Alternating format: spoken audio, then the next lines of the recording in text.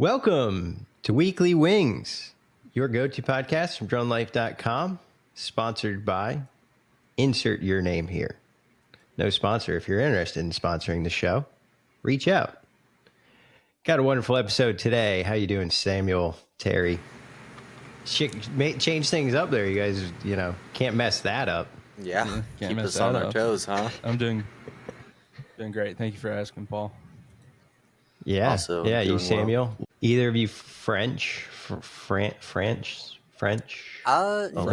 Olympics kicked off. Yeah, I've been trying to loosely keep up with that. It's been kind of cool to see. You know, Samuel said he was a bad American not too long ago because he hasn't been keeping up with it when I brought it up. So, well, it's like if you look at the medal, if you keep up with the medal count, it's like we're always on top, but it's not like you look at that gold number and then you see like total medals and we're just like collecting up a ton of bronze. Yeah, well, we filled up the boat. I don't know if any other country did that. Yeah, hundreds, right? Hundreds of folks showing up to France. We have the Olympics going on. I was thinking about it. I was like, oh, are they going to have drone racing in the Olympics in like 4 years or 8 years? But it seems to be, as I was thinking about this, I was like, it is strange because it typically just seems to be like an athlete. You think back to the Olympics, it's like the individual athlete that's doing the sport, bouncing the ball, swimming in the pool. NASCAR is not an Olympic sport, right? You're in the car, and even then you're in the car. It seems kind of athletic, this racing, you're sitting in a chair. But then you know what I watched? Dressage. I'm sorry, that's... You know what that is? No, it's dressage. I think I'm pronouncing it right. Dressage. It's when the horse like prances and trots and like, so how is that different than racing a car or a drone if you're sitting on a horse? There has to be some like historical significance to this, right? And then it goes back to, people have been doing dressage, since the Olympics were founded. Oh, there's Snoop Dogg. Well, I think they're gonna, in the next Olympics, they're gonna be doing esports. So are they? See, well, that very well drones in. Opens the door. Here we go. So Snoop Dogg has been at the Olympics. So if you really haven't paid any attention to the Olympics, then you would, you might not know Snoop Dogg has made a splash at the Olympics along with Martha Stewart. And it looks like Snoop Dogg here was fully dressed. Oh, look at this. The two of them together. Old Martha Stewart and that's weird to say. She was, I think, accused of like racism or something. So anyway, the saga of Martha Stewart continues. But back, back. So here, the horse, the whole get up. So you're on the horse, and then the horse prances around. I don't know if there's video of it. Why was Martha? Yeah, we could definitely get some. Do we know why Martha Stewart was on the horse? She wasn't competing. No, Martha Stewart was not on the. I thought I saw a photo. Martha Stewart was not horse. on that horse. Okay. No, she was just donning the same outfit that Team. Yeah, she was donning the Team USA outfit. So here we go, entering the arena. It's a very nice arena. Let's come to the center here, and now this horse is just. No different than, all right, see, there we go, here we go, the sideways, there we go, you guys seen look at this.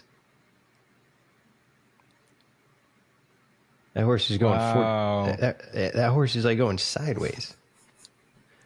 Wow, very impressive.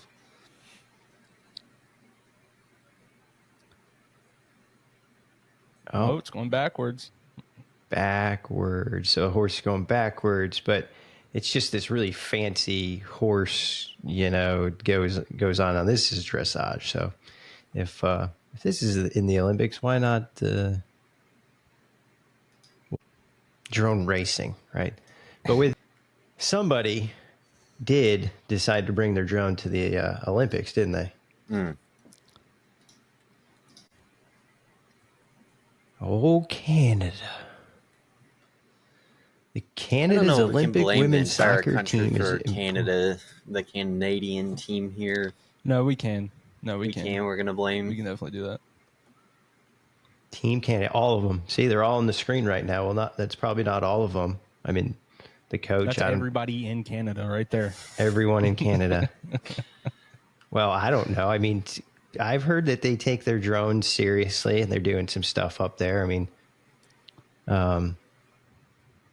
sure, Samuel, you're probably familiar with all the Canadian regulations. I know a bit more than I ever thought I would, that's for sure. Yeah, there you go. No. Yeah, your Canadian certification, Samuel. Yeah. So it looks like the Canadian coach, or not a drone was being flown in this situation over another team.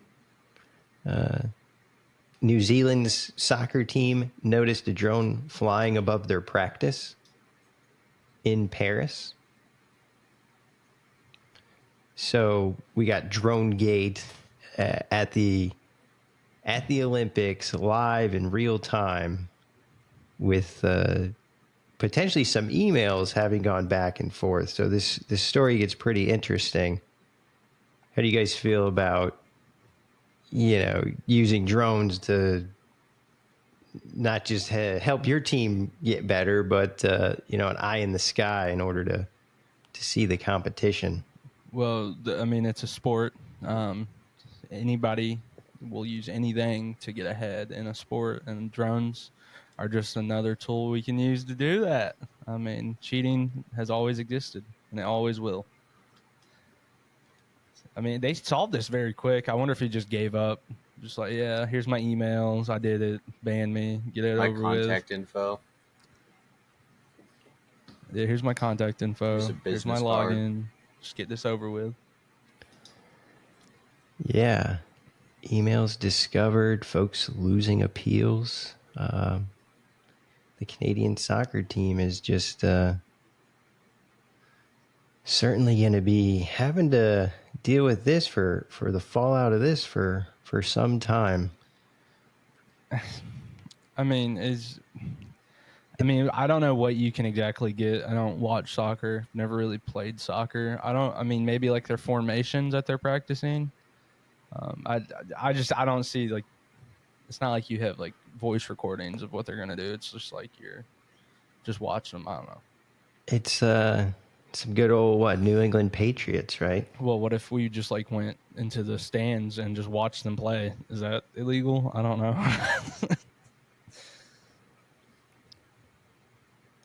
Yeah, it's certainly interesting. But I was looking at, to look at that medal count, and you kind of think these countries, happens, every 4 years for a Summer Olympics, and you have this board that goes up, and traditionally you're used to just seeing, individual people's names, and then the flag next to them, and you kind of look at this and you see it's the actual country itself. And then for that sport, if someone's going to take a medal in a certain sport, you'd think, hey, the government, that's going to open the door for development of that in that country. Potential for the individuals on either the individual or the team, the players on the team, that's going to, open lots of doors for in-country advertised, just monetary things. So the stakes are certainly really high. But we've also gotten to the point where I think so much is happening. There's so many events. You don't even know when it's happening, and then the time difference. So it's a really interesting, I think, experience, the Olympics overall. Pretty interesting. Just to make a transition here, it's like these people can get drones out. This is how readily available this technology is you have folks in Paris using it to try to get an upper hand on their competition. But meanwhile, a lot of news has come out regarding drones at the Trump rally. So article comes out in Drone Life and published pretty much everywhere. It's the all these hearings that have been happening. The drone point is being hit so much harder, from at least what I've seen in like the last 2-3 days, or just over the past previous week, with senators, politicians, just everyone across the board, really trying to understand why was a drone not used in this situation. And then the fact that we really see that there was a local agency that offered the Secret Service the use of an unmanned aircraft system in order to increase the security at this event. And the Secret Service repeatedly declined offers from those local agencies. And then meanwhile, what we've also heard from the FBI director was they were trying to get their counter-UAS system up and running, but due to cellular, I can't remember the exact terms, because of like cellular congestion or bandwidth issues, they weren't able to get the counter-UAS system working, which makes no sense to me, because if you have a local drone detection system, why would it need cellular bandwidth, connectivity? I mean, you set it up, you plug it in, you give it power, you define your area of coverage, and then that's it. If you want to push that information out to the cloud and other folks, then yes, you would need cellular connectivity. But to be able to locally detect UAS operations, if this individual was able to fly their DJI drone, there's really no reason, from what I'm hearing and understanding, that the Secret Service counter-UAS system couldn't have been deployed.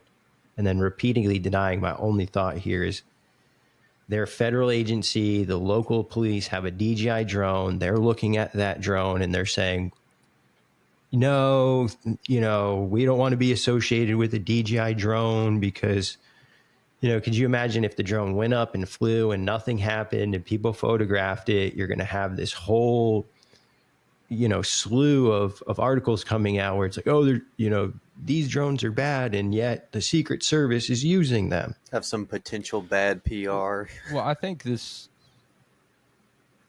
Well, I don't think it's that. I think it's just a coulda, woulda, shoulda moment. It was a massive.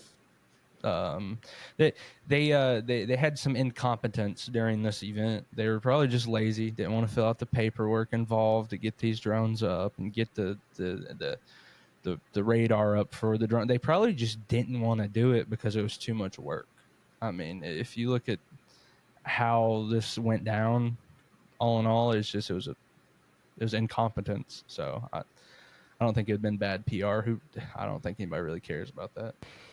Yeah, you're right. So legally, they'd have to, file for a authorization because of a temporary flight restriction. Everything I understand is just because you're a federal agency doesn't mean you wouldn't have to still submit for that documentation.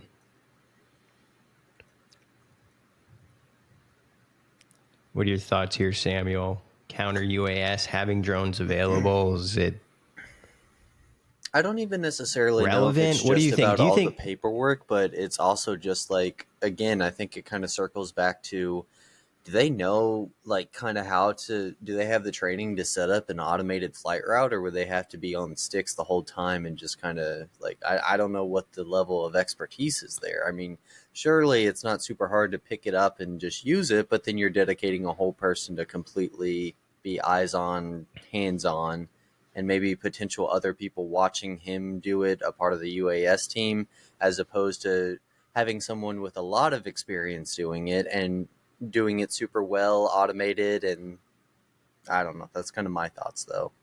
kind of the expertise level. Yeah, the system that's appropriate for this area, a tethered drone, potentially that no one had to manually operate with unlimited power, supply would have, could have worked out well. Was that readily available? Probably not. Having a drone that you have on some pre-planned and having the ability and understanding to do that. Not that it's hard, but these are, government agency. The counter UAS thing is what I think is a huge piece, but it sounded like from most recent conversations is they're like, well, we're going to light a fire under, we need to get drones integrated into this now. And it just makes you think like, wow, you're hearing this from the director of the FBI or the Secret Service saying like, well, we're going to put all of our focus on this. And like, what does that mean? You're going to put like 8 people are all of a sudden going to figure out like how to do something that you should have really been figuring out. This isn't new. This is not new technology, especially when there's handfuls of American companies that are trying to survive and sell their products. And you've got one of the biggest, agencies in the US that could be a customer who's like, you know what? Yeah, we're going to go all in on drones now. Now that the American people has questioned us, we're all in on drones. Fun times. This looks like an airplane photo we've been having shared here. But it was also interesting, I don't know if anyone saw, and before we can move on to the next topic, is the angles that they started to show, like in the more videos, like there was a lot more of those creepy videos where you can see the dudes going across the roof line. You see his head popping up and down, and you're like, that's crazy. A week ago, I wanted to try to consume as many videos as I could and try to act like an AI computer. And I was like, I'm going to find, what someone else couldn't. Well, clearly people have been doing that. And, but the 3D modeling where you actually see the counter snipers may not have really had a certainly clear view. And people are calling each other out now. It's like, no, the locals should have been standing in that, but they had no way to communicate to each other. Pretty crazy stuff there. Camera just cut out. Sorry, I'll try to get that fixed for you guys. Saw that. Technical difficulties. And so bringing in a interesting tech piece, technology, UAS. This is a Swiss system that researchers have developed. It's a perching drone, but not with your traditional perching sit, on top of. It is a drone with hugging wings. It hugs like a tree. And so for the folks viewing, here on video on YouTube, what you're seeing right now is basically a side-by-side image of the drone on the right here and an owl on the left-hand side. And so this group of folks in Switzerland looked at an owl and how an owl is able to take its wings and wrap them around a tree in order to perch. And they have applied that to a fixed wing drone system. Just kind of want to put some googly eyes on the drone. These, when you were a kid, Paul, did you have these wrist, like they're bracelets that you would slap onto your wrist and they would just kind of curve around your wrist? This is reminding me of is just those. Yeah, the snap same process. I think there's like a snap band or snap bracelet, and some people would take them. I think they had some metal ones and just try to smack you as hard as they could. Yeah. Notably, it I has That could is- see a those. lot of purposes for this drone.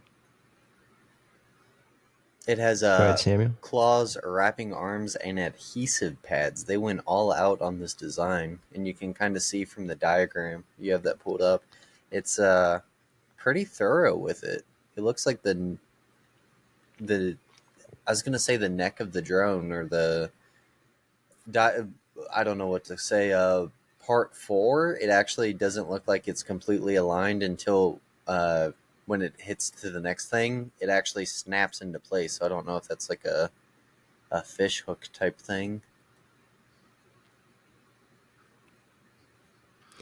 Yeah, it flies. It's like it pretty much flies straight toward the tree and then increases that angle of attack and has that upturned nose is what they're referring to it as.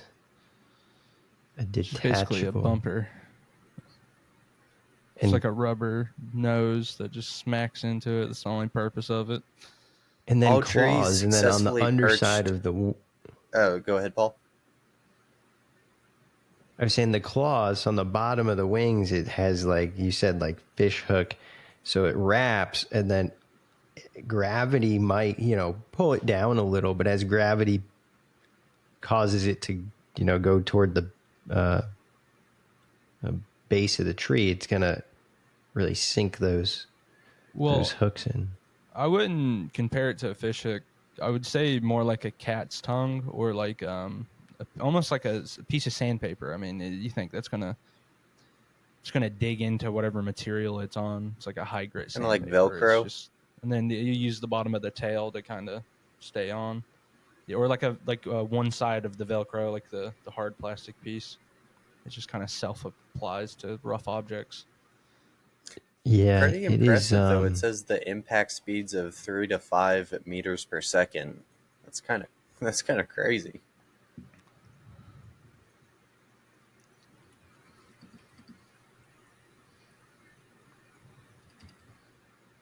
Yeah, it is It's probably pretty hard to pilot into a tree, huh? It doesn't look like it's too big. You can't put it on like two masses of a tree yet, so you have to like kind of pilot it into a 6-inch tree. Sounds a little gecko, tough. and it's gecko inspired. So it has that perch capability, like the owl with that wrapping capability. But then, as we've discussed, what they're comparing that to is like a gecko. That design that you were kind of saying, Terry, like a cat's tongue, like that's inspired from a gecko, where they're making the overall surface itself almost adhesive, and then giving it that textured surface that allows it to really just hook onto that tree. So not entirely sure. This is one of those interesting things that this kind of technology or idea or patent or could be built into a future system or some kind of defense system or something that's really a specific use case. Well, I one potential use I could see for it is making temporary security cameras for the Trump rally, potentially. I mean, that could have happened. You could fly it into a tree, have a camera on its back, and it can just, it's like a drone that, I don't know. It's just my thought process. Like you can use it for security applications, temporary, or you could even make it more permanent. So like you fly it into a tree, instead of sending somebody up there to screw it in, it just drills it in itself. I don't know.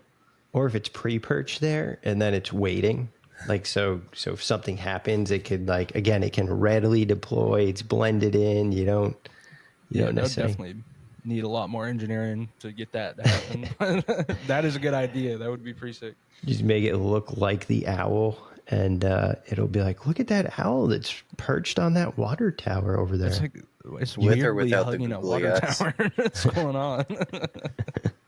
with the googly eyes. You gotta but like one that's like fallen off. And who made this? Is it like a college or is it just like a company? It was Swiss researchers. I would have to go back and look. I can't recall if they named The a Swiss specific Federal like, Institute of a Technology. university. And Good they're on them. doing, and this just speaks volumes to the fact that the Switzerland is this like hotbed for this development of drone technology and advanced technology. Goodness, another international location that Samuel, you've been to Switzerland, right? You're a Canadian pilot. You're Kind of funny because it's specifically saying Lausanne, which is the exact place. Is it nice? Is there trees there? Oh yeah, it's absolutely beautiful. I mean, all the parts I got to visit were breathtaking. So that's a great place to fly a drone, especially with Lake Geneva right there. Yeah, I certainly have to get there. So what do we got next here, Samuel? Yeah. I brought this story up. It popped up in my algorithm once more. We have drone light shows. It is kind of doing some PR celebrating the release of Deadpool, Wolverine, Deadpool 3. I'm not sure what everyone's calling it, but it is. They got some really talented folks together. I believe, what does the drone count say on that video, Paul? I believe it's like 2,500 drones. It should say in the description below. 400. Had that link. 2,400. It's quite a few drones, and they do some really cool stuff with it. Right now we have a video pulled up, and FPV drone is flying near the light show. And basically, light show is in downtown San Diego. Over the weekend, they had the Nerd Mecca, the Nerd Convention, Comic-Con. So they went ahead and put on this show to kind of do some PR with Deadpool Wolverine. And it looks really cool, to be honest. They have all these different characters. They have just all these very these cool callbacks, I would say. Just insane Dude, that's pyro. work. That's drone pyro. That's the Isn't that the Fantastic Four? Yeah. And I myself haven't seen the movie yet, but I can imagine, knowing Marvel, all these names that are popping up are probably in the movie. Do Sky Element. And this is a world record for the U.S.? I could have swore there's a company that did like 4,000 drones. We talked about them. This is U.S. There was the overseas. It was like 5,000 something. This is the biggest in the U.S., hands down. That pyro kind of really sold the effect. Yeah, whoever thought of the pyro for the Fantastic Four really outdid themselves. Just thinking Johnny Storm. And this is the company, Terry, that did the Eagle. Oh, okay. Sky Elements. They're the ones that have the drones with the pyro on it in the United States. They've been busy, huh? Holy shit. I was gonna say, I looked up their YouTube after seeing this video, and there's quite a few videos in there that piqued my interest. Whoever made that, give them a raise. That's amazing. The light, the way the drones are there, and then the light, like I can't get over this. And then the guy or girl that did the FPV shot as this was like in real time. Don't mess up. Like to capture that's insane. All I can think of. Sorry, go ahead. We've talked about light shows, but not like this at all. Go ahead, Terry. All I can think of is somehow using that to make like a Doctor Strange portal for a new Marvel movie that would be coming out. Like, just imagine his portal opening up and then having him come through it. They have to do that one day, right? After doing that. That's perfect.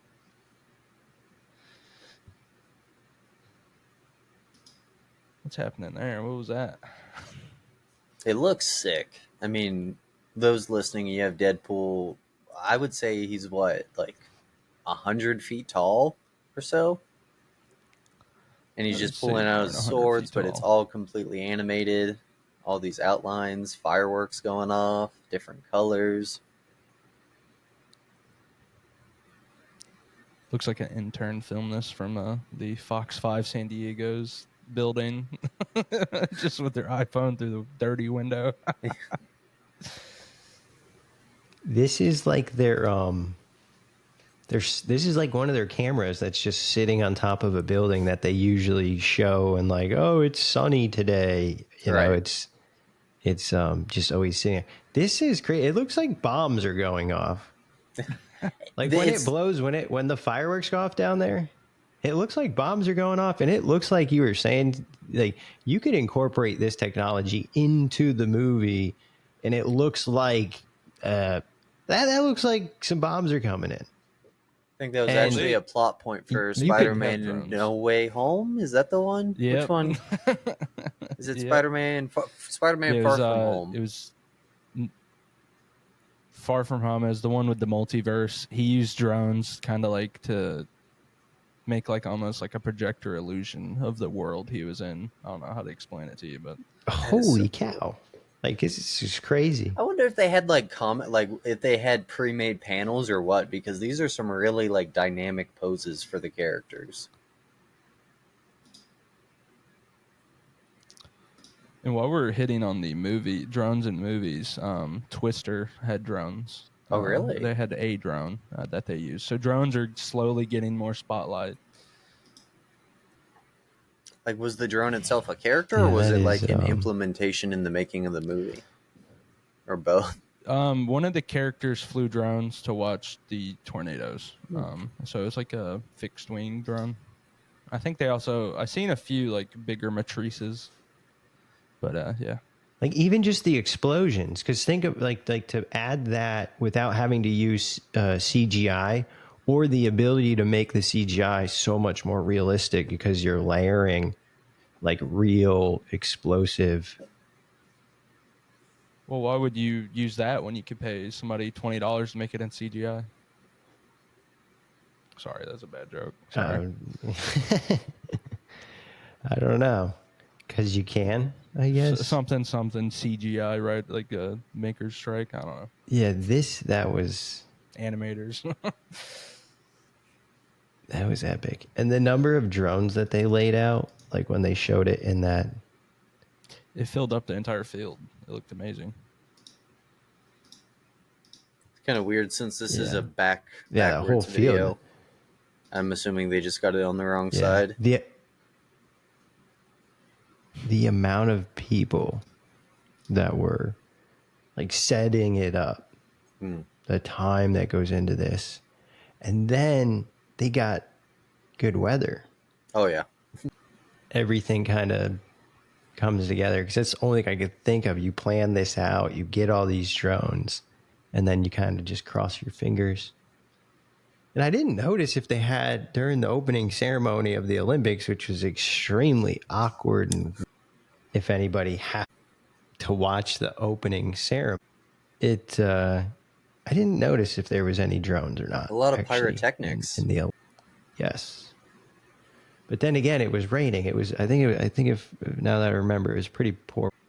I think they were getting drone video. I think they didn't use drones, if I do recall. I think there was aerial video. They might have had a couple drones from the broadcasting side, but nothing from a show. Our next kind of topic here, we're going to cover SkySafe wins contract to enhance border security with drone detection technology. And I know this is something that's Terry's probably all in favor of, drones at the border, right, Terry? That's crazy. That's something crazy to throw on me like that. I mean, I don't know. Well, and then the other thing is, but see, remember, it's not just drone use. What if you just want to? What if you want to catch the bad guys' drones? Right? Bad guys' drones. I mean, it's going to be my personal opinion on it. I mean, it's great to have, but I mean, most of the stuff that's coming in, they're not moving that small of quantity into the U.S. They're moving more than 20 pounds at a time. Oh, come on, though. You got to recon ahead. You got to, and so this is for drone detection capability. Just make yourself more suspicious. We're enhancing the border with drone, a leading SkySafe, a leading counter-UAS drone detection is bringing their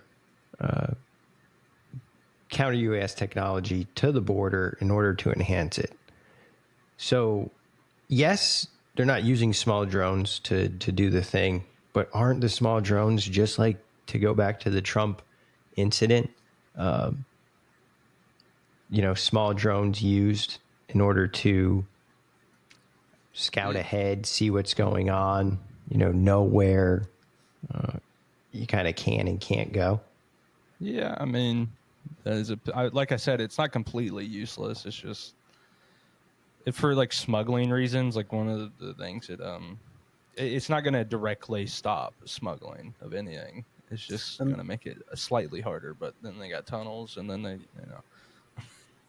kind of just do whatever they want over there. I'm kind of curious if they've already identified like key places that they want, because I can imagine with the border being so massive, like you're gonna have to choose very select places. Yeah, theoretically, dude. What was that, Terry? Yeah, it's like they can't do anything to the drone when it's on the other side of the border, so it would have to cross the border. So technically, they can get half of the border, and then they can't do anything about it. They just know it's there. And you'd have to fill up the entire border with detection software or whatever. I don't know. But I think if as I'm trying to think through this in real time is I think it's like the marijuana that's being brought over in most states or legalized recreational or medical use of marijuana, and the ones that haven't, hell, it's there anyway because things have elevated to such significant levels, like fentanyl, right? Which we hear a lot about. A small amount small amounts of this are killing Americans. So you don't have to bring these huge, from what I'm understanding, and if you can do it consistently, even 1 or 2 or 3 pounds, 4 pounds is probably more than before. And then we forget, like, DJI just came out with the fly cart. That drone can carry like 50 pounds. Technology is like moving rapidly. So I do agree that the border is massive, and then little drones that are readily accessible aren't really a concern. But when you think about these cartel folks and the amount of money they have, these are like, they have resources, and they're not like the Secret Service. Oh no, we don't need your drones. They're like, drones? Yeah, can it go Sign here? me up. All right, we'll take 10. Yeah. Well, it's like a modern day. What was his name? Pablo Escobar. I mean, he started using airplanes to get coke into the U.S. I mean, now we're using drones to get it into the U.S. It's another aviation related, I don't know, kind of headway into. I don't know. There'll be a Narcos episode on this in the near future. Look out for it. Well, if they're integrating this, if they're adding this technology and this contract's going out, it's because it's already happening. Because really, we're not, the government isn't just going to throw money into, to a degree it will, like research or development, but at this point they're like, no, we have this happening and we need something to combat it. And it's not that we can take it out, because this system isn't going to shoot it down, drop it, take it out of the sky. They're tracking it. So they have people on the ground that don't know where anything. Oh, I'm in a border patrol truck and I'm, how the hell hard is it for an individual to secure the big ass border? Oh, here I am. Well, now what if they have some alert, push notifications that alert them that it's like, hey, drone's been detected. Just get to this area, and then they're going to find the areas where they're dropping stuff, because it's not like anywhere along the border is going to work. There's going to be like, specific areas that are going to meet this concealment, cover, efficiency. And if you can start to figure out where those areas are, you just make it more difficult. So yeah, it's all about just making it more difficult. That's like, just try to deter it. Deterrence. Because if you're trying to catch up on the ass, and like too many, I'm like way surpast the bad words, is you're behind, right? When the people and when these folks are dead, they're found, the older folks, these addicts, these folks that are just don't know what they're getting into because of what's getting pumped into here. So at least to try to be in the front side, put the cameras up, have this, put your perching owls, right? We'll get a couple. Let's get a couple owl drones with googly eyes out there on the board, out there on the border. Do you see how this is all coming together? So then so if it sees it, just fly the owl drone out there, have them ready to. It's super exciting, and then I think you might see a point where why don't we start to get some of these Assalon drone dogs on the border? Why don't we start harvesting them for parts? But let's make them look like hyenas. Let's put some hyena robots on the border, or remember how we talked about at the zoo, the bear looked like a robot. Yeah. Let's just get some lions, man. Let's get some robot lions out there. A pride, a pack. What do they call them? A grouping, a collection. Maul them to death if they cross the border. Mechanical. They just got like razor sharp teeth. Oh man, that would be solid. Oh goodness, and so I guess keeping on a security aspect or geopolitical aspect of drones. It looks like last week we thought we had two different views in the NDAA, but between our previous episode and now, Senator Rick Scott of Florida has submitted an amendment to add the Countering CCP Drones Act to the NDAA for the Senate version. What that means is if it was approved, basically on this specific subject, the Senate and the House versions would read almost the same. That's not good news. Senator Rick Scott is from Florida. The act was first introduced by Senator Rick Scott, Marco Rubio, and Tom Cotton. Marco Rubio being from Florida as well. Why is that really important? In the state of Florida, no public safety agencies, no government agencies are allowed to operate DJI drones. So the state of Florida is one of the states in America that has actually already enacted legislation that prevents government entities from purchasing and operating DJI equipment. So it's like a states' rights thing. Like states can choose and do what they want. But you also have the federal level, which is what these people who've already got it at their own state, I believe Arkansas was another one that passed some legislation. They're trying to push what they see at their state on at the federal level. So it's just crazy because it's one of those things where, you can have it either way. If it's, some other hot topic, you can push it to the states and say, oh, it's a states thing. It's a states thing. But that might not involve a country. For example, like abortion, doesn't involve China, at least from what I understand. When you look at the use of DJI drones, they're involving the fact that this is manufactured in China. Well, and of course, it's not the Countering DJI, it's the Countering CCP Drones Act. So they're saying this is a threat. The CCP is a threat to Americans as a whole. And so at the federal level, these drones shouldn't be allowed for purchase. And so this is really depending on how you look at it, it's either good or bad. But DJI and Autel. So what they've added is identifying Chinese military companies, adding to restricted lists, DJI and Autel. First responder secure program. So they want to establish a program that will provide grants for public safety agencies to purchase or leasing secure small drones that are not made by foreign entities. leasing drones. Like a police department's going to lease a drone. Oh, this drone's so expensive, you can lease it. Like, it's not a car. It's not a. It's. I mean, I bet for the public perception, for nobody that knows about drones, this sounds great, though. You know,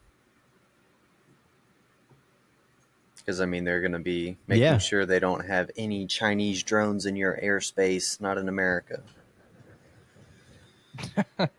And so this comes out, and now the FBI has their whole team of people going, well, we need to get drones. All right, which one should we get? And they're looking at this and they're thinking, well, we can't buy any of these drones. They've got all these DHS, DOD, federal bans and requirements. So they're like, well, we have to go buy these U.S. company drones. And that's when reliability comes into play. And we've touched on this before. If you're baking something into your security pie, you need to know it tastes good all the time, not sometime. People don't like to eat bad pie, right? Not a pie that you pay for, no. Is that... If it's free, who cares? Well, I'm telling you this: American-made drones are not free. Yeah, there you go. Yeah, those are some of the more expensive, pieces of pie that you might ever buy. And in fact, you don't just buy a slice; it's like you got to buy the whole thing. And but solutions exist. I'm looking forward to getting out of a time period when we're going from week to week, like, oh, it's not here. Oh, it's here. Oh, it's not here. Is it there? When is it? Is it this? Can it be that? If we can get to a point where it's just like, all right, if you're this, you can. If you're that, no, this isn't allowed. This is allowed. Because it would help us, be able to give people more straightforward answers instead of saying, well, this is what I think could happen. And it's like, well, even at the end of the day, I don't even care what I think might happen because I know that it's probably wrong. So I'm like, this is me in my head going, well, what do you ever think matters and what? So anyway, like I said, when we get to a point where we could just explain and lay out and have a little bit more clarity, we'll probably never get there. It'll be awesome. And I don't know if it has like maybe post-election and, where we'll be. And then you say, well, post-election, it all depends on who gets elected because things are going to go in, who knows which direction depending on which individual is elected president. But next steps there is voting on, going in front of the politicians, reach out to them, talk to them. That's about the only thing folks could do at this point.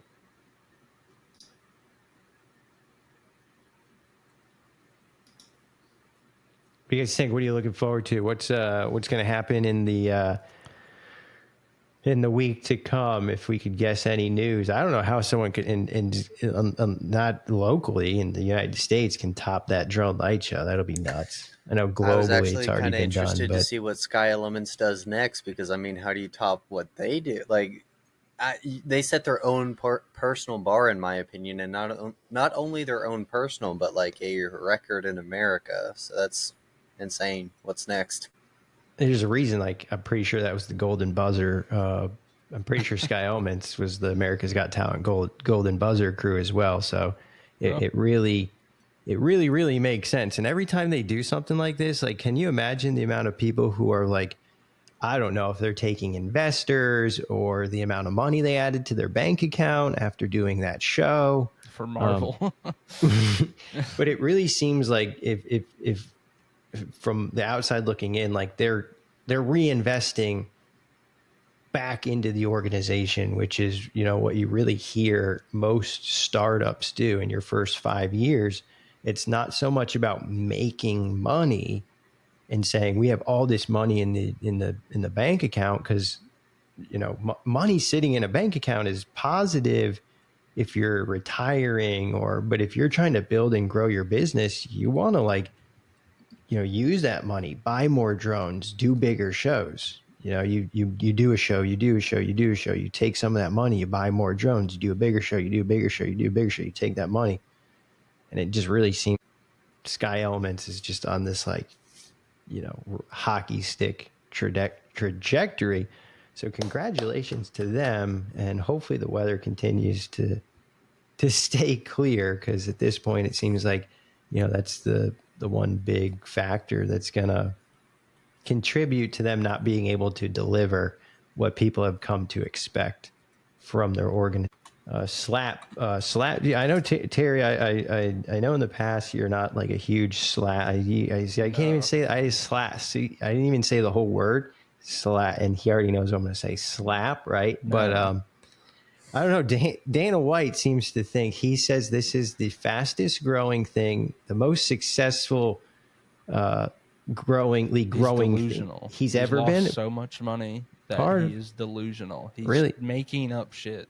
Sorry, he says billions of views on the YouTubes. He's billions of people are saying how stupid it is. I mean, it's I'm sure their numbers aren't doing good anymore. I haven't seen anything about it, man. dude, and he got that crazy like Russian dude. Like anytime you typed in slap on YouTube, that guy would show up, and it was like, look, I know people get into their magnet fishing and all this other stuff, but some of us, just like, we don't want to have to sit there for like 90 minutes and watch a whole game. It's like just, a couple slaps and we'll instant gratification. But, dude, that Siberian monster guy that was like a YouTube legend actually joined the slap league. And he slapped somebody last. It's like, no, you're right. Like after you see this guy slap somebody, like that should be not legal. Like that, at least this guy, this guy is like way too good at this. And he just put this. It was insane. If anyone hasn't heard of it's Power Slap. Don't go look at it. It's just bad. I don't know what Paul's on about. Watch anything else. Go watch what was the horse stuff? Dressage. Go watch dressage. The equivalent. An actual sport, with skill. It gave me an idea. Power Slap on horseback. Oh my god! It's like jousting. God, what is it? Lancing. Jousting, but with just throwing hands on the back of a horse. Get a video of it on a drone. Man, yeah. Dude, I don't. Does jousting still exist? Maybe to like an extent. There is like medieval times in the movies. Jousting footage would be sick. Yeah, no, there is. Like, have you gotta? Isn't that called medieval times? Yeah. Well, that's a live performance. I don't know what like safety measures they do, but I'm pretty sure they do jousting. I think at medieval time they do like night MMA. That is actually fun to watch. This is dudes in full gear, dudes in like armor, just beating the hell out of each other with dull swords. So if there's something you never type in is car-jitsu. Right, power slap. I've seen like that one. Power jitsu's fire. All right. Oh man, I was just like power slap is here, and then like car jitsu is like down here. It is just strange. It is just strange. I got my prediction. I'm sorry, I was thinking about it.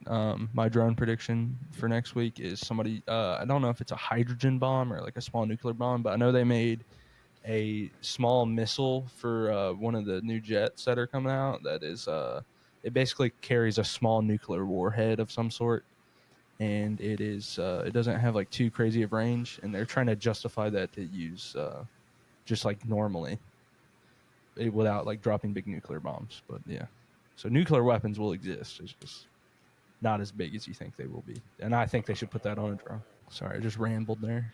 Yeah, no, right on. Evil scientists. We had a fantastic episode this week. We discussed the Olympics, some drone usage at the Olympics that wasn't necessarily authorized in order to get a little bit of a competitive advantage. So we'll see, where that leaves Team Canada, women's soccer team. And as Terry said, we can't blame the whole Canadian soccer team, but No, they're we can. we can, and they're certainly being dragged into it here. So there's quite a few just controversial topics. You can't have this many countries coming together, this many people, without there being just some stories. And we also dove a little bit into how the politicians and the public is just really questioning the use of drones in order to help secure VIP figures, political events, and things of that nature. Not just the flying of the drones, but also the counter-UAS systems. The ability to detect a drone operating within quarter mile, half a mile, 1 mile range. That technology is readily available. Private industries are purchasing it and installing it on a regular basis. Government, prisons, police departments, things like that, they're implementing this. Stadiums, right? We have sporting stadiums that have counter-UAS detection systems. So the reason that we can't have those technologies integrated in our highest organizations of security, it really is somewhat unfathomable. On the tech spotlight side, we looked at the Swiss hugging drone, using that ability to kind of perch. It'll be interesting to see how that technological capability is adapted and integrated into future UAS systems. Like Terry kind of dropped a bomb there, not a hydrogen one, but the idea of like, hey, you could have a camera, you could put up a security or overwatch system that could be deployed, picked up in a, really hasty environment or a hasty situation. Touched on the drone light show that was associated with Comic-Con. Absolutely amazing Sky Element drone. So I think that's also a success story. Really excited for Samuel to continue to be bringing us, what their developments are. Samuel, you got to follow them on social media. Who says I'm You not? got to stay on top of what they're doing. Oh, all right. We looked at SkySafe winning a contract, again, staying on that counter UAS and drone detection, using this at the border. So like, again, this technology exists. We're implementing it at the border. We're using it we're keeping our community safe. Putting this deterrent and detection system at the border is going to prevent this crap, fentanyl, drugs, criminals, right, from getting to where they shouldn't be. So that's really exciting and really neat to see. And we should be taking that same technology and using it in, other areas and aspects of our daily lives here in the United States to make us safe. And then finally, we touched on the fact that Senator Rick Scott introduces the amendment into the NDAA that covers the same language as the countering CCP drone that we saw in the House. So still doesn't leave us with any sure answers or clarity as far as which way things are going. It's information anyway. So as always, really appreciate everybody tuning in. Appreciate your time and attention. Hope that you gained some insight and knowledge from the conversations that we had today. Weekly Wings, dronelife.com podcast. Again, really, really another exciting episode. And I was thinking, I think this is like episode 13 or something. Like, man, we've been doing this for at least 3 months now. It's episode 14.